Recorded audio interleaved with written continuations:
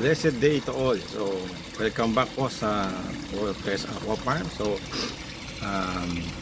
we are blessed na makapagbakasyon uli for this month of December. So, 1 week na po ang nakaraan. So, since dumating kami, so medyo may mga konti naming inayos. So, naglinis ng pond. Yan. So, dito yung ating mga crayfish. Then nag-harvest na rin kami ng red tilapia at saka yung mga black tilapia na naiwan. So dito tinransfer namin yung mga black tilapia galing dun sa likod na pond na walang filter. So dito naman sa pond natin na ito, tawag ko dito Red Sea, kasi nandito yung ating mga red tilapia. Yan, dami na nila. So mga anak na sila ng unang batch natin na 40 pieces. So breeder na sila. So may natira pa ngayong mga limang, ayan, mga giant na. So almost 1.2 to 1.5 kilos ang isa. So sila yung breeder natin. Okay, so we have also done the usual cleaning ng ating mga K1 filter. Ayan. So kalilinis lang siya tapos na mag-drain.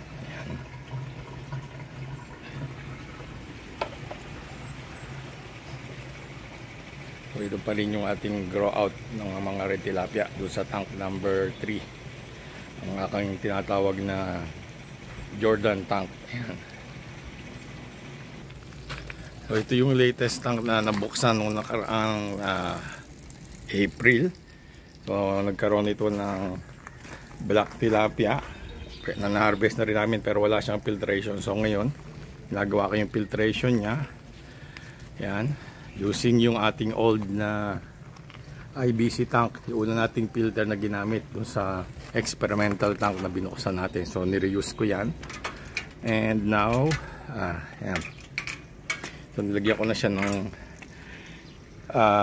first layer uling.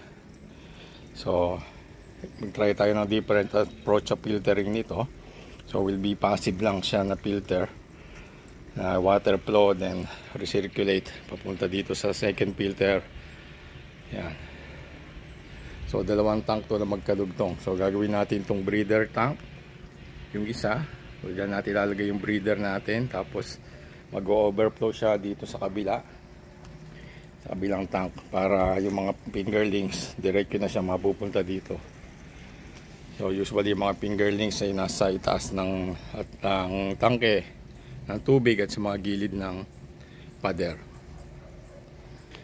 So dito sa first stage, lagay tayo ng uling, then yung ating gravel bed filter. So maganda yung gravel na nakuha ko ngayon, medyo siya pa siyang galing siya sa batis. Maganda yung stone niya, makinis. So siguro okay yan sa filtering. Then ito rin magkakaroon ng layer ng charcoal ulit, then on top niya yung pure na lava rocks, yung kulay pula. So umorder na ako sa Shopee. So hopefully dumating siya within this week. Nakita nyo ang taba ng kangkong natin, sarap niyang pang crispy kangkong, ang lalaki ng dahon. So kasama yan sa diet ng ating mga red tilapia. So kinakain nila yan, So nakita nyo pag subayad na sa tubig, wala nang dahon. So nire-regular pruning itong kangkong na to, saka pinapakain din natin sa ating livestock, sa ating red tilapia. So nag-partial harvest na kami dito. So per order lang din, at siguro mga 20 kilos na o 25 kilos ang nahuli na namin dito. Ito yung natin, bagong gravel. Yan, kadi-deliver lang kanina. So ngayon pa lang nililinis, then sasali natin doon sa ating new filter system, doon sa ating grow breeder at saka yung grow out ng ating mga fingerlings. Nagpalit din nga pala ako ng ating solar pump. So yung dating existing na pump ay inax ko na, tanggalan yan. So ito hybrid na siya ngayon. So gumagana siya with solar power.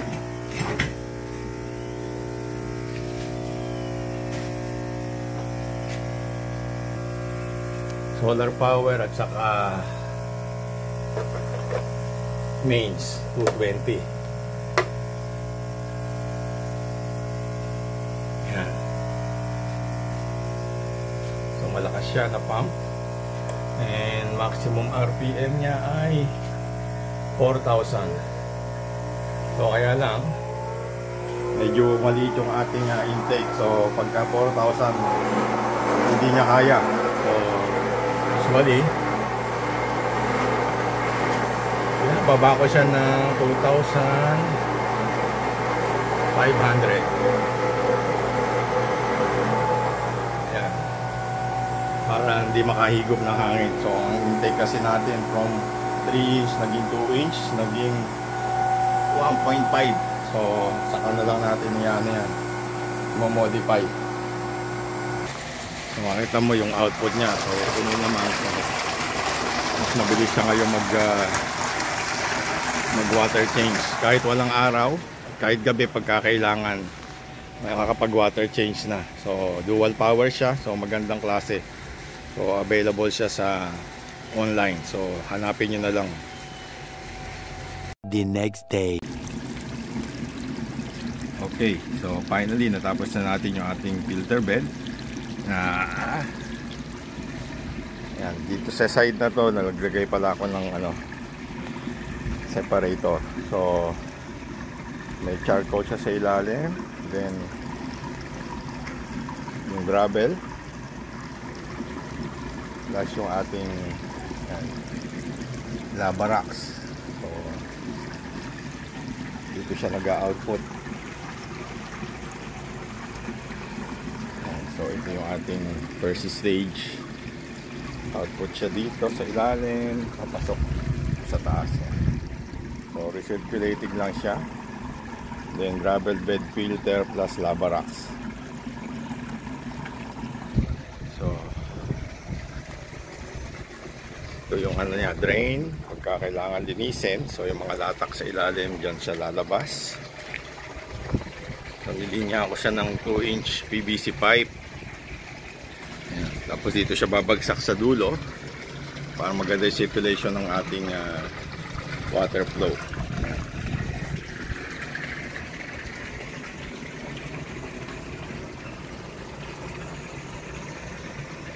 Makikita nyo medyo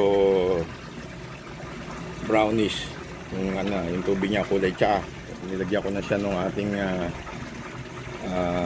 pagkain, yung carbon source ng bacteria para mag-multiply na yung bacteria natin. So ginamit ko dyan molasses at saka yung powder na nitrifying bacteria. So kung wala kayo nun, pwede naman kayong gumamit ng ng rice powder saka konting yeast. So dyan siya magde-drain. Siya ng overflow niya, yung napakita niya yung 1, 2, 3, 4, 5 na small half inch PVC pipe.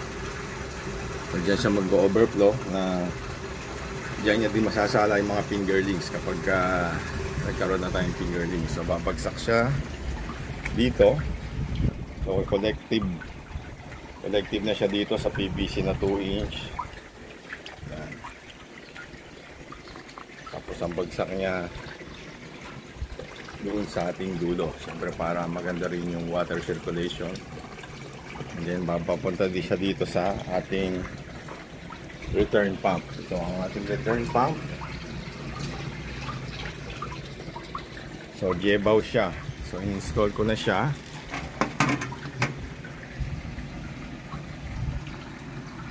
So sine wave, J-code pala, J-code, sine wave DC pump. Ayan. So ang konsumo niya 25 watts, ang running speed niya ay 40% lang. Ayan. Pagka tumaas pa siya ng konti, medyo nag-overflow siya sa ating overflow. Ito ang overflow natin. Ayan. So pagka may barang konti sa kabila, mag-overflow siya dito para hindi umapaw ang tubig. So ito ang ating pump. So very efficient ito sa matipid sa kuryente. So 25 watts lang ang consumption niya.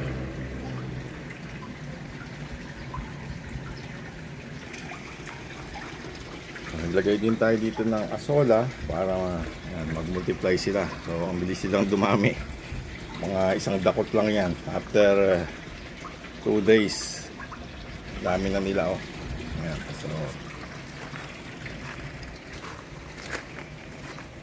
ating kangkong and ang ating mga yan, ready for sell na ang ating red tilapia. So mga gustong umorder, message lang kayo. Ito lang muna yung update natin. So see you again next time.